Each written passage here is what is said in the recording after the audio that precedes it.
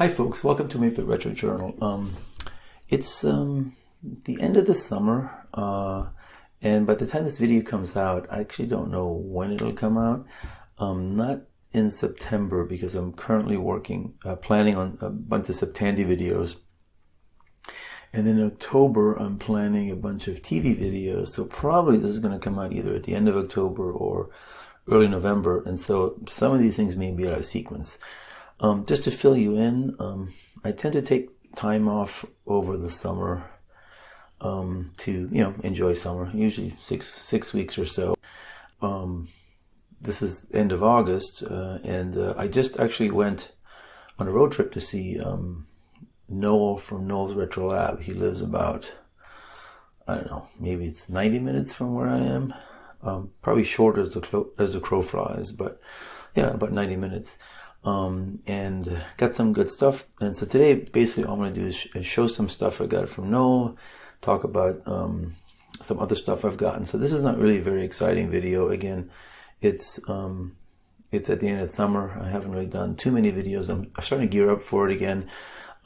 You wouldn't have seen a gap because I built up usually a queue of 4 or 5 that then I play over the summer while I'm on vacation. And I think I had a video at the beginning of the summer where I talked about what I was going to do, and I didn't quite get at everything, so probably in the fall I'll try to continue that. Again, September is going to be filled with Septandy videos. I'm excited to do stuff in that, and then always participate in December, and that'll leave October, November for catching up with some of the stuff I'd planned in the summer. And again, I'm also going to do a whole TV series because I'm really into TV, analog TV stuff, because that's how I used my computers back in the day. So I have a whole set of videos planned for that. So some of this stuff may be a little bit out of order, so just bear with me. And again, if you're looking for some technical stuff or playing with some specific equipment, that's not what today's video is about. It's the end of the summer, and I haven't really had a chance to do too much, but I was just going to talk about some of the new stuff I've gotten. Not really a mail call video, because most of the stuff I bought myself. Too small of a channel to get contributions. Certainly appreciate contributions. I've gotten a few, but not enough to have a whole mail call like you see in Adrian's Digital Basement, which are usually exciting to see. Okay, but yeah, I just went to visit Noel, and I brought him some stuff. One of the things I brought him is I had 2 of these, and he actually had never.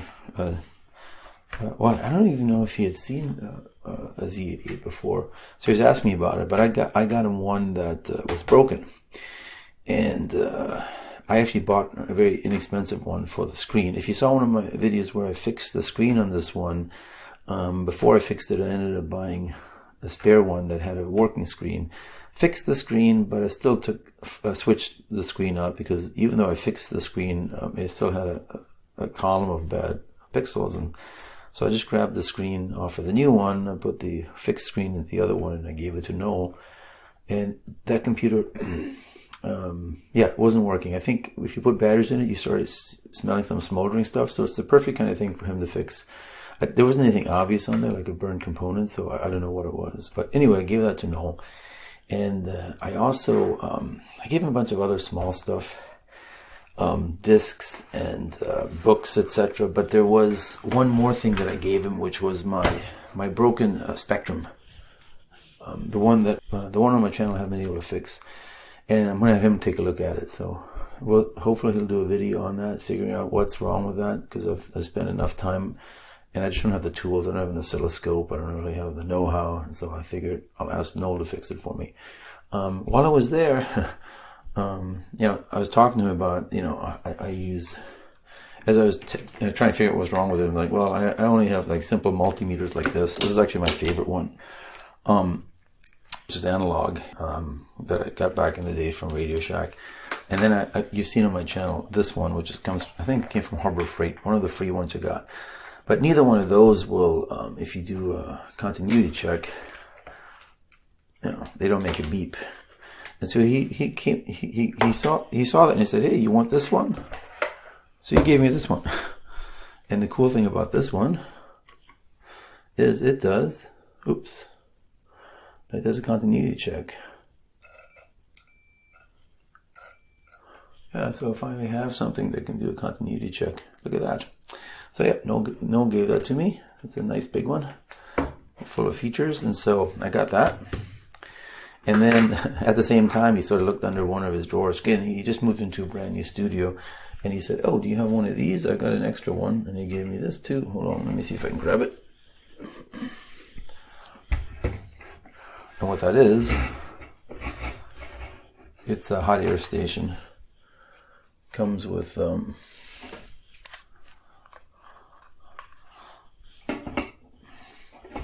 hot air gun.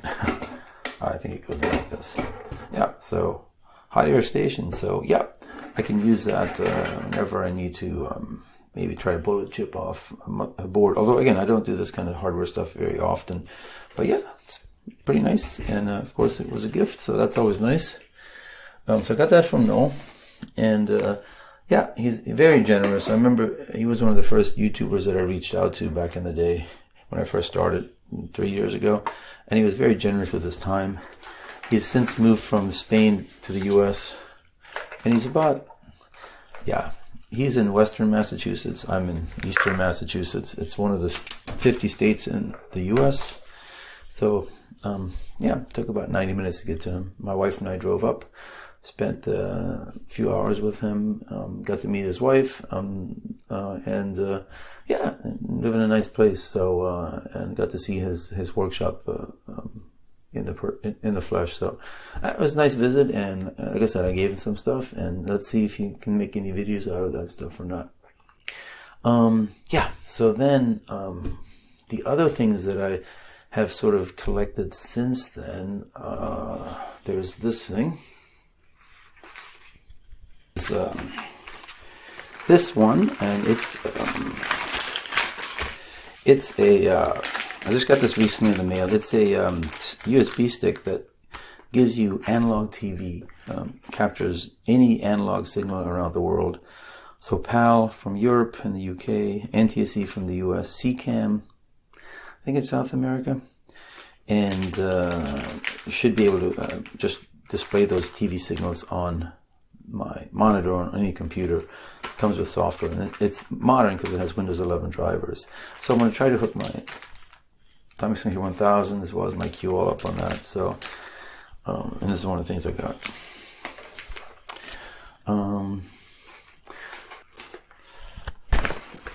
I just filmed yesterday, because I had to go to work, another video for Septandy that will have come out already way before this video, and I wish I had these. I had ordered them, they just hadn't arrived.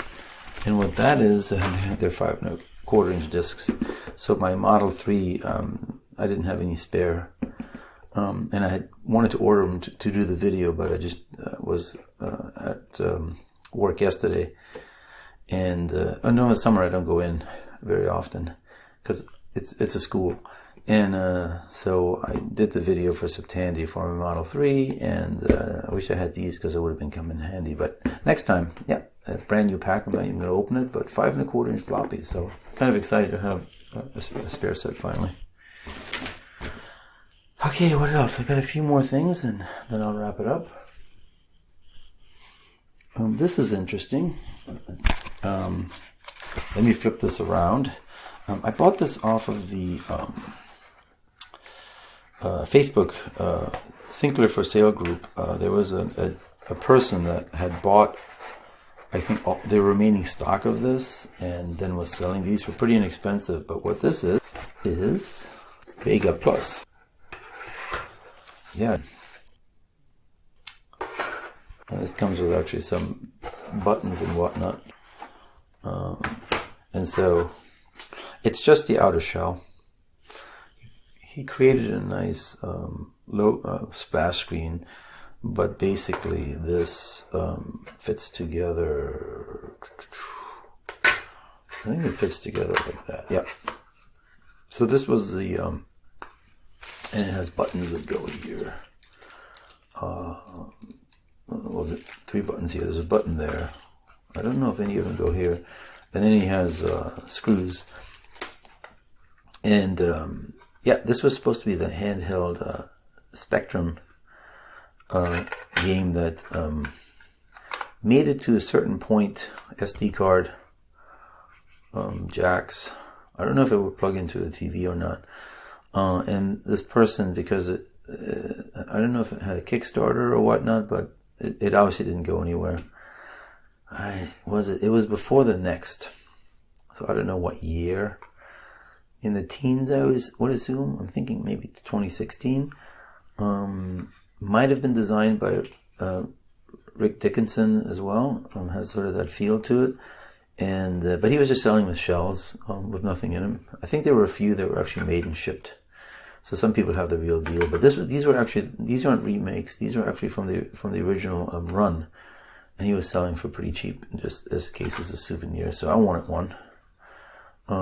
But yeah, kind of goes with the Sinclair motif. Would have been nice to have one of these working things. I don't know where I think it would have had a rechargeable battery and probably plugged it in, because there's no battery compartment or anything. But yeah, so got this. Kind of excited. I'll probably put it together at one point and maybe display it somewhere. Right now it's still in the box, but let me put it here for now. So that really has no use. I mean, I'm not going to be doing any more videos on this unless I decide to maybe get a screen and put a Raspberry Pi in there, but it's not really the kind of stuff that I tend to do. And then really the only thing I have left going on is a couple of books. I got this book recently, again also from Sinclair for Sale. I'm going to try to observe the glare. And so QL Games Compendium, Tim Hartnell. And again, the reason I got it is because I really love Tim Hartnell. I will say that looking through this book, this isn't as great as some of the other books I've gotten. For instance, the book that I like, let me go grab it. So I grabbed 3 actually, but this is my favorite one. This is the Tim Hartnell Giant Book of Computer Games, and this has the chess game in it. So this is my favorite one, and this is not specific to the QL, but I also have these other 2 that I've shown on my channel. Exploring Artificial Intelligence on the QL by Tim Hartnell. I'm trying to make sure there's no glare on that. And then I also have Tim Hartnell's QL Handbook. I haven't really showed this on my channel, but I have that. And haven't looked at this, but I really like this book. I think this was a good one. This is a really good one. This one, however, yeah, the games are kind of simplistic. You know, what's really surprising about this is that none of the games really utilize the features of the QL. It's really just mostly generic stuff. Like, he has some graphics games in there, but he uses keyboard characters as opposed to drawing actual sprites or whatnot. So that's a little disappointing, but I guess that wasn't his forte. He really just liked general basic programming. But anyway, I'm glad I have it in my collection of Tim Hartnell books, because again, I'm a big fan of Tim Hartnell. He really introduced me to programming almost. And then the final one is my favorite collection that I added, or book that I added to my collection. Xeno. This is so this is a book that when I was in school, one of my teachers, it was over summer, and he wanted to hire me because he wanted to have me implement Xeno, which is a Unix-like operating system. It stands for Xeno is not Unix, so it's a double kind of meaning.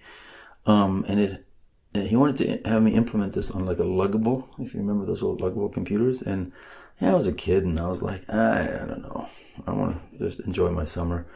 And now, of course, I regret it, because, I mean, this was around the time that Linus started to write his kernel for Linux. And now, Xeno actually is still around, but had I implemented that on a PC-like environment, you know, could I have gotten into operating systems the way Linus did? I mean, to be honest, it's really hard to see. Maybe if I put the book up like that. So you can see it has source code in there in C. So it actually has a full source code of the entirety of the kernel, with device drivers and everything. So the book goes through Yeah, I apologize, but the glare is not going to let you see it in this way. So if I do it this way, maybe you can kind of see. But it has an overview of the machine and runtime environment. Chapter 1 is... I actually had this book. I think the teacher gave me a copy because he really wanted me to spend the time working on it. Design, oh yeah, introduction and overview. If I do the right angle, and then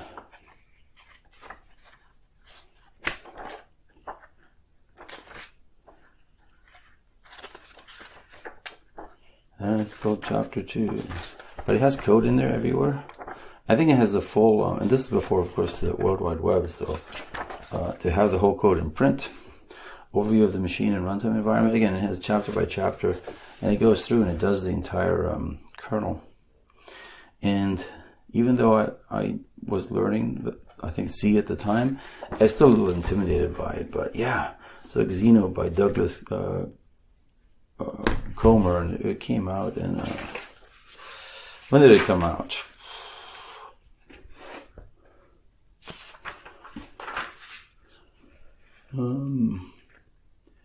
'84, although yeah, this was way past '84.